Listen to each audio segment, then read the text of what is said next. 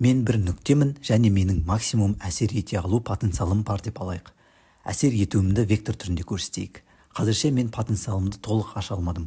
Өмірімде оны толық ашу үшін көмектесетін адамдар мен оқиғалар бар.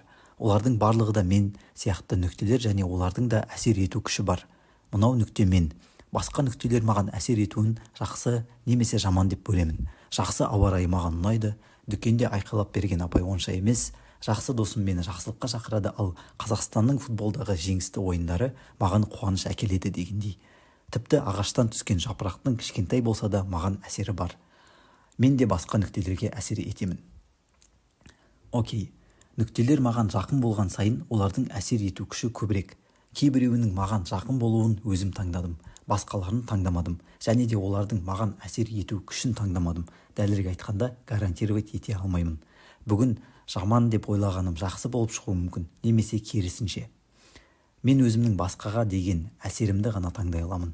Мен өзімді ғана өзгерте аламын. Басқаша айтқанда, өзімнің әсер ету потенциалымды ғана. Басында айтқандай, менің потенциалым әлі толық ашылып бітпеді. Демек, мен басқа нүктелерді өзгертуді емес, олар арқылы өз потенциалымды толық ашуды ойлауым керек. Өйткені өмірдегі әрбір адам мен әрбір оқиғаның хайыры бар.